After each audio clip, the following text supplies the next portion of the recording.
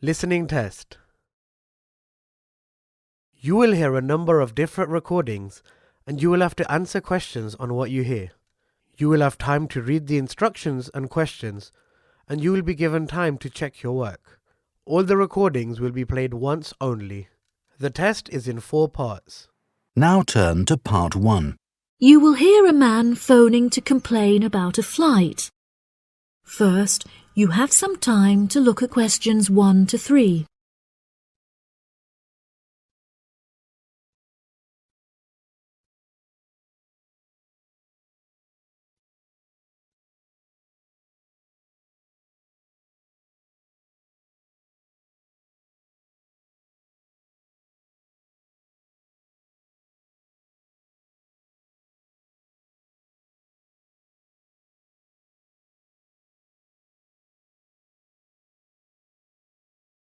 Now we shall begin. You should answer the questions as you listen, because you will not hear the recording a second time. Listen carefully and answer questions 1 to 3. Hello, you have reached the complaints department. How can I help you? Yes, hello there. I am phoning to make a complaint regarding a flight that I took with you recently. Okay. There are some details I will need to take from you first. May I have your name, please? Jack Dawson. That's D-A-W-S-O-N. And your address? It's 33 Hillcrest Road. That's Hillcrest. 33 Hillcrest Road. Is that in Exeter? Yes. And what is the postcode of the residence? It's AL698GQ. Thank you. Do you have a telephone number? Yes, the number at my office is 754688. That's good. And may I just take a home phone number for you in case of emergencies? No problem. It's 798662. Are they both local numbers? Yes. Before you hear the rest of the conversation, you have some time to look at questions 4 to 10.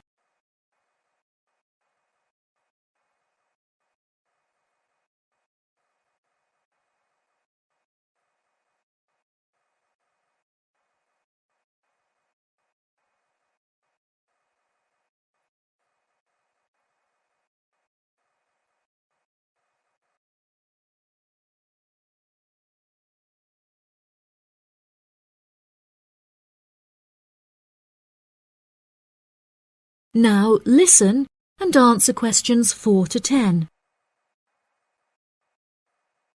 Okay, great. Thank you for your patience. Now, what is the nature of your complaint?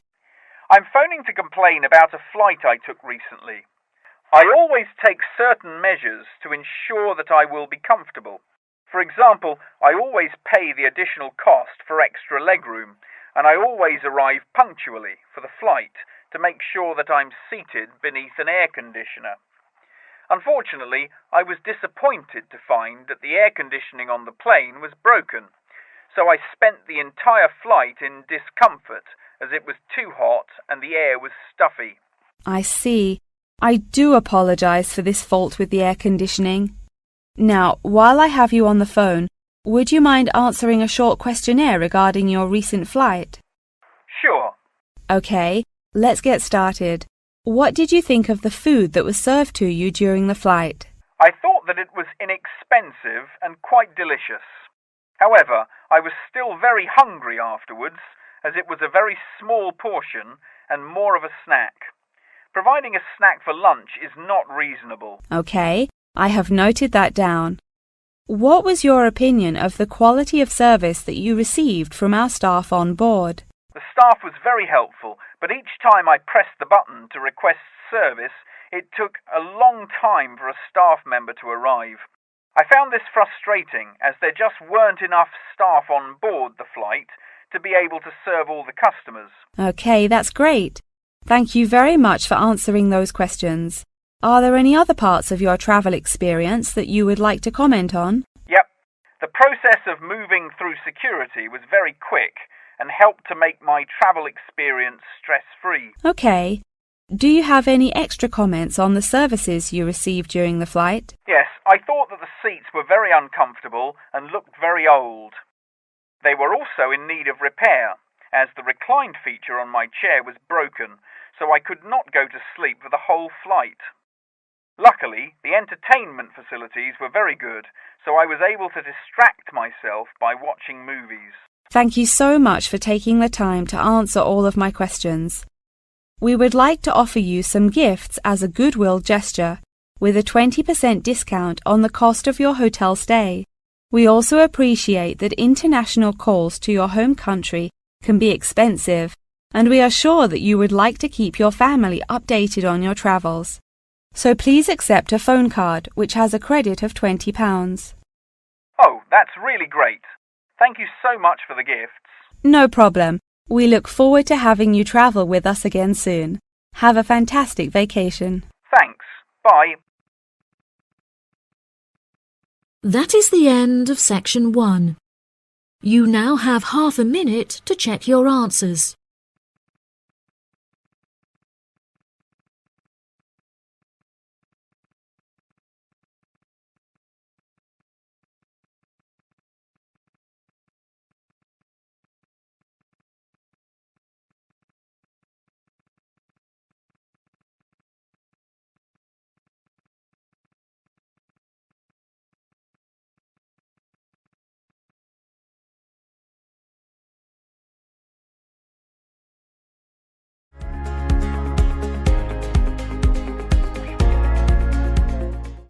Part 2. You will hear part of a talk given by a member of staff at a car rental company. First, you have some time to look at questions 11 to 16.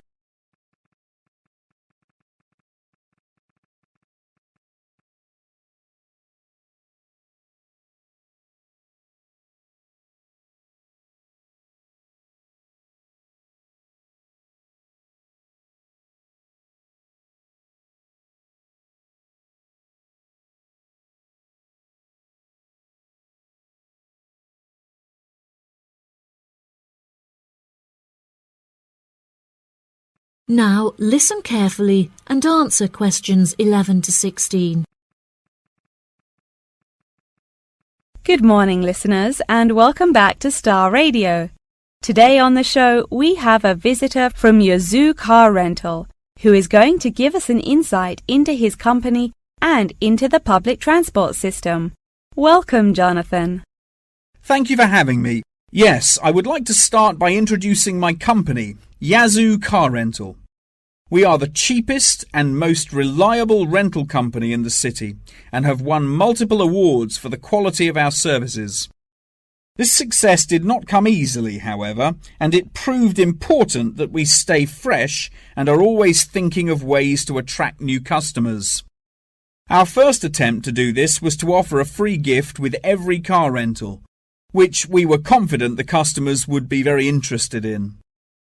The offer of a free Hoover with each rental, however, did not attract any new customers, so we quite quickly stopped offering it.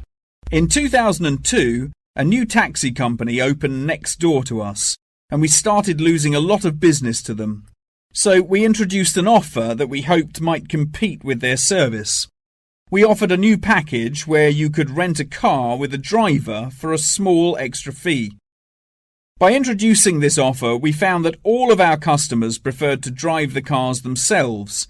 So again, this offer was unsuccessful in attracting more customers. Learning from these mistakes, we decided to offer a package service where the customer no longer had to come to our offices to pick up the rental car. Instead, we could drop off and pick up the car anywhere in the city to make the customer's experience a lot more stress-free. This offer was very popular and increased our profits by 30%. In order to attract a younger demographic, we updated the models of cars that we offered for rental. We began offering more trendy cars such as minis and smart cars that we thought might appeal to the younger crowd, and we also purchased them in more fun colours like reds and greens. This offer attracted some new customers of a younger age group, however, not as many as we hoped. Next, I decided to offer our services at a discounted price on our website, where it could be seen by thousands of people. I thought that this could be a great way to attract a number of new customers who would never have heard of us before, and it worked fantastically well. Following the success of the discount offer, we had so many customers that it became necessary to open a new branch of the company in the centre of the city. The cost of renting offices in the city centre was very high, so we hoped that our profits would justify this expensive decision. We made enough profit to keep our city centre offices open, but we had hoped for a greater increase in customer numbers. Before you hear the rest of the talk, you have some time to look at questions 17 to 20.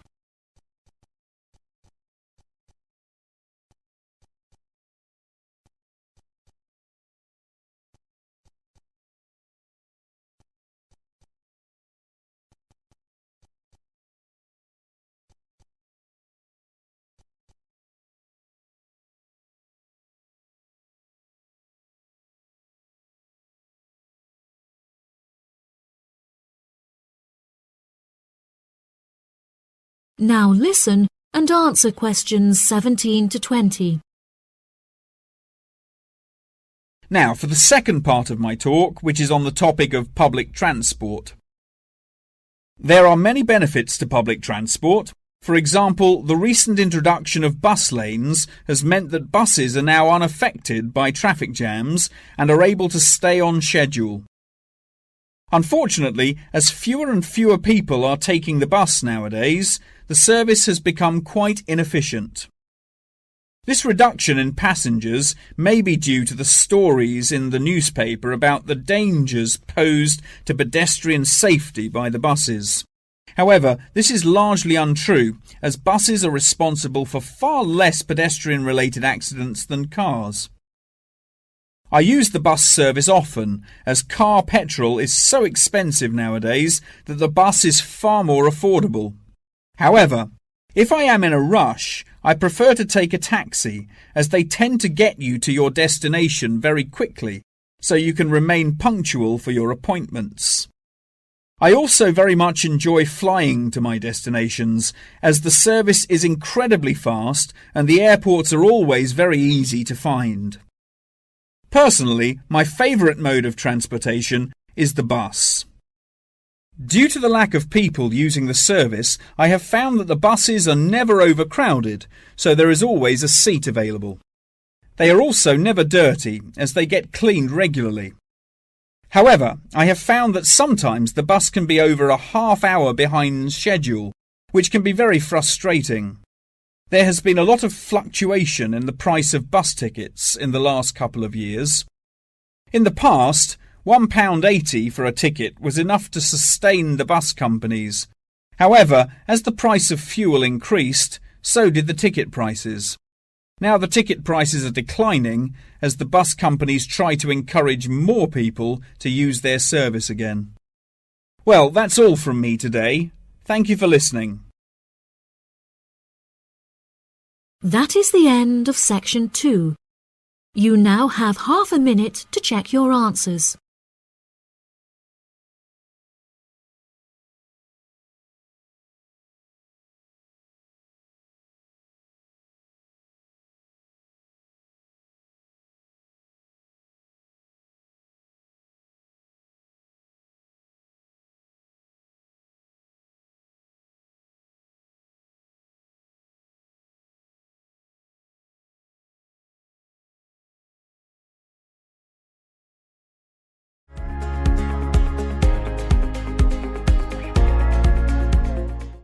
Part 3.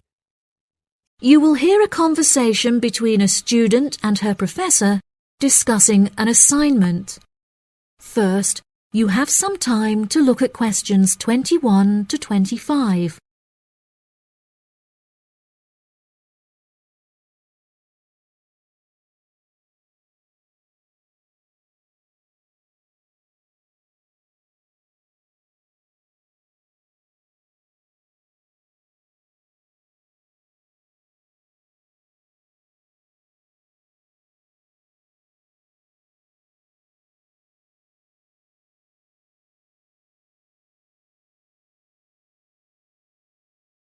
Now listen carefully and answer questions 21 to 25.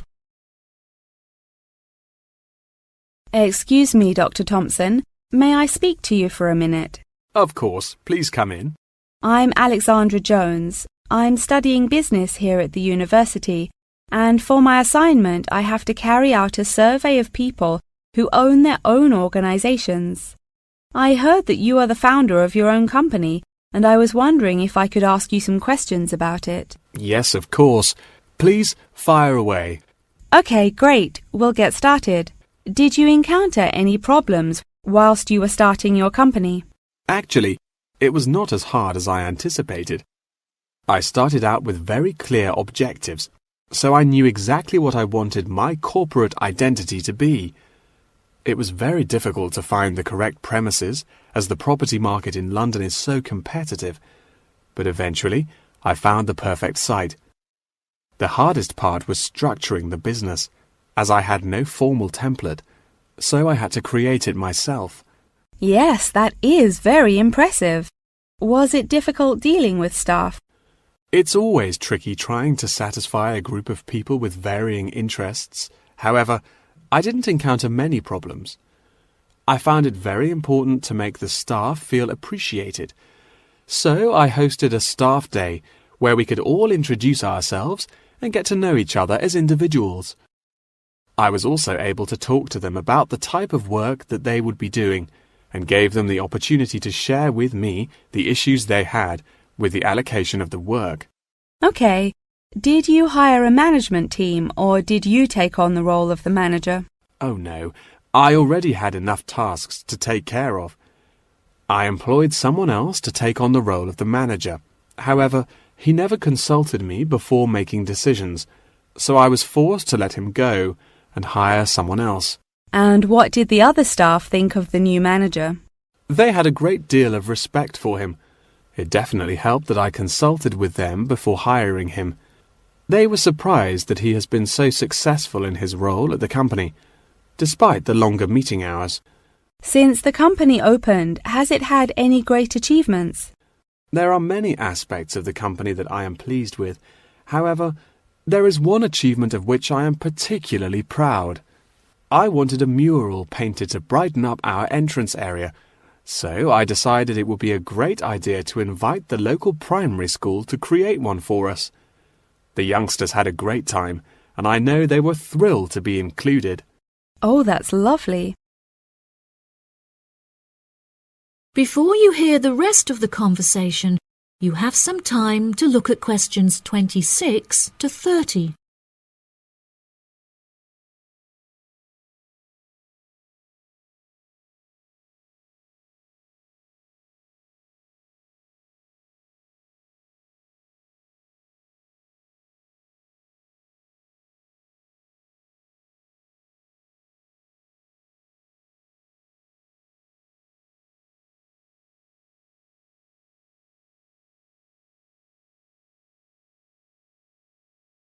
Now listen and answer questions 26 to 30.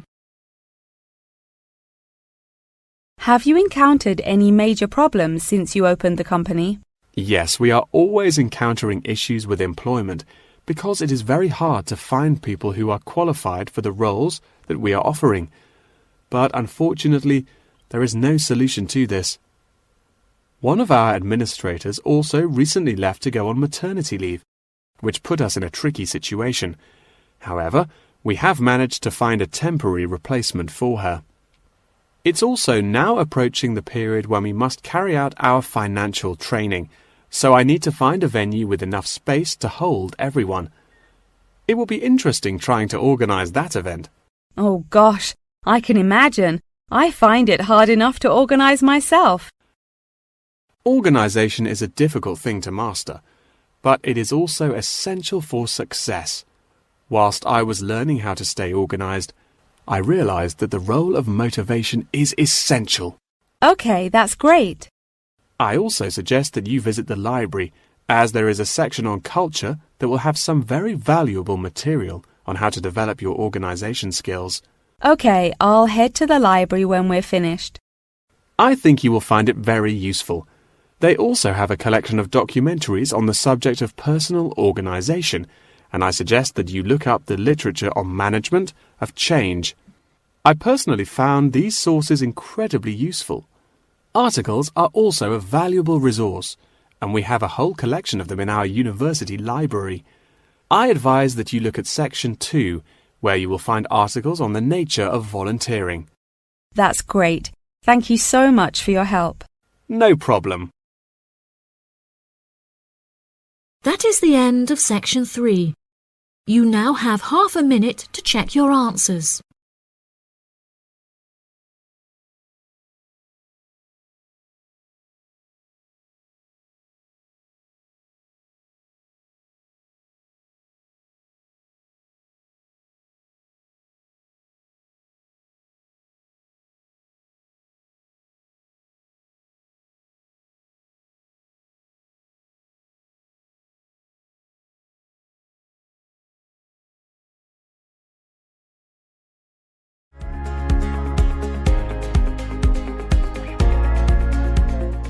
Part 4. You will hear a talk on the research of architecture. First, you have some time to look at questions 31 to 40.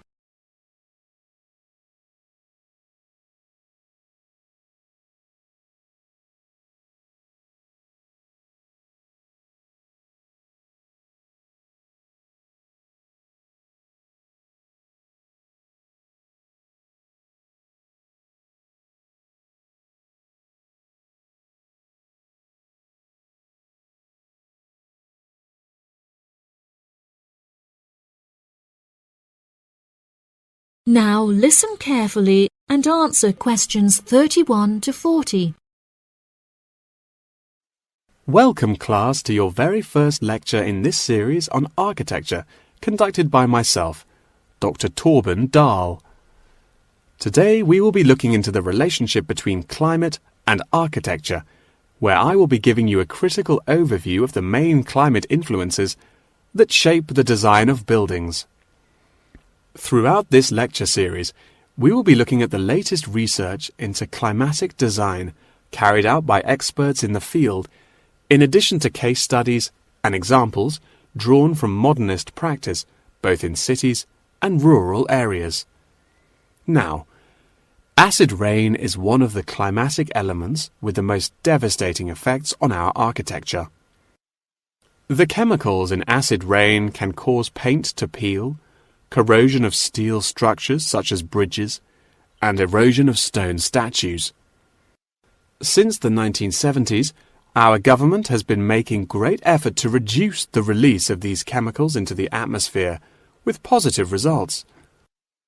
Private organizations have also been raising awareness and funds, and recently received a huge donation from the bank. It is interesting to look at the studies that have been carried out into the effects of acid rain at varying altitudes. Research has shown that there are lower levels of acid in the damaging pollutants at higher altitudes, meaning that skyscrapers are much less vulnerable to the negative effects, as they are exposed to acid rain with far lower levels of damaging pollutants. Recently, the ALTA project was founded to carry out further research into acid rain. This project is directed towards studying the effects of acid rain on old, traditional buildings of stone construction that are vulnerable to damage caused by acid rain. Masonry is particularly vulnerable as it is easily corroded and weakened by the acidic chemicals. It is imperative that we protect these buildings, as they are valuable examples of our history and culture.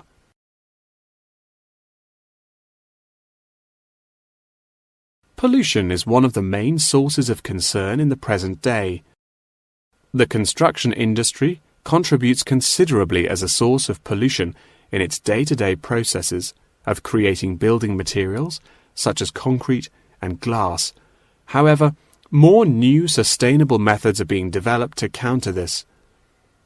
A recent case study for this is Sky Tower, whose windows have been made from recycled glass to prevent pollution from the glass-making process. Water is the most problematic element, to be considered in construction. It is imperative that construction elements, such as the insulation, are fitted into the building in dry weather to prevent it from getting wet. This makes winter an undesirable season for construction, as the heavy rainfall can have adverse effects on the building. Another climate type that has an enormous effect on buildings is humidity. Constructions made of steel and stone are largely unaffected by humidity. However, it can have a serious effect on wooden constructions if the timber has not been correctly treated. Moisture from the air can condense in the grain of the wood, which then swells and shrinks in proportion to the magnitude of change in its moisture content. This variation in size can have disastrous consequences. In areas of the world that are prone to earthquakes, certain design and environmental conditions are preferable for protecting buildings in the event of a tremor. Engineers have come up with numerous building procedures to help minimize shaking in buildings. For example, tall buildings have height restrictions and counterweights, and multi-story buildings have reinforced floors and walls. Ground conditions are a cause for worry in many constructions, as often the soil is of the wrong density to protect the foundations. Luckily, technology has now been developed that can help to minimize damage by earthquakes. Seismic sensors can give prior warning when an earthquake is about to happen, so that preparations can be made to protect both the people and the buildings from harm. The movement of building structures can now also be measured and monitored over time by architects. It has been expressed by architects within the design community that it would be valuable to be given special courses for designing buildings within earthquake zones. Guidelines are also expected to be produced by the government in the near future that will give architects a universal checklist to follow. That wraps up the lecture for today. Please remember that attendance is mandatory. That is the end of section 4. You now have half a minute to check your answers.